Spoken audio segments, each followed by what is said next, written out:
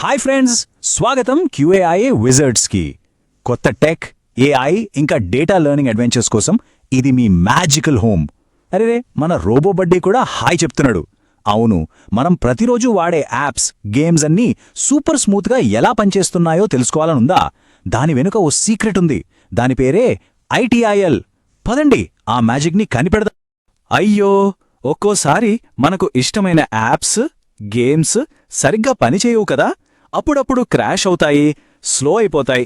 అలా ఎందుకు జరుగుతుందో తెలుసా? డిజిటల్ ప్రపంచంలో కొన్నిసార్లు చిన్న చిన్న తప్పులు కూడా పెద్ద గందరగోళానికి దారితీస్తాయి. కాని ఓ విషయం గమనించారా? మన యాప్స్ చాలా వరకు ఎప్పుడూ సూపర్బ్గా పనిచేస్తాయి. అసలు ఎందుకు పాడవుతాయని కాదు, ఎప్పుడూ ఇంత బాగా ఎలా పనిచేస్తున్నాయి, అదెలా సాధ్యం? దాని వెనక ఒక సూపర్ పవర్ ఉంది. ఆ పవరే ITIL.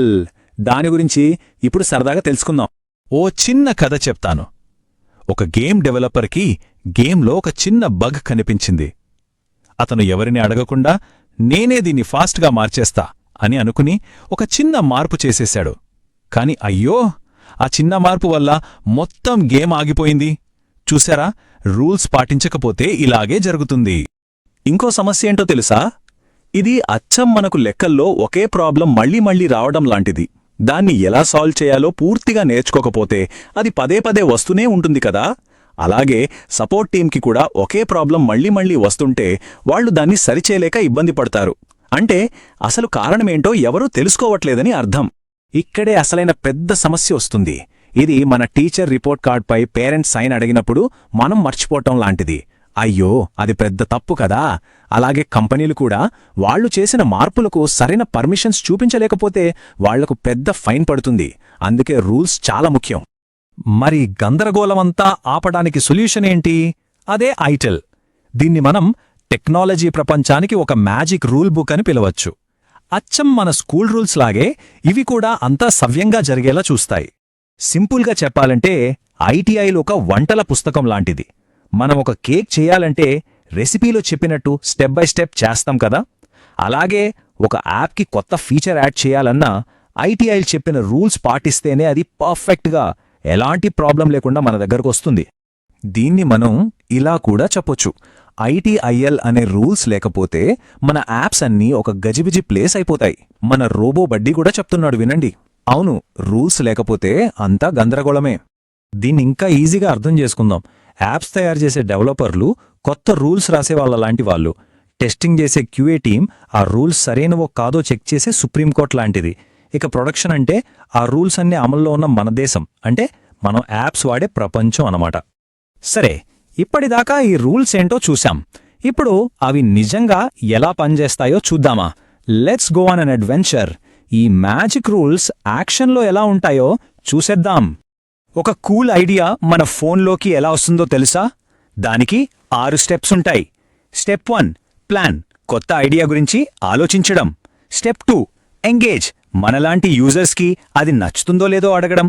స్టెప్ 3 డిజైన్, ఆ ఐడియా ఎలా ఉండాలో బొమ్మ గీయడం.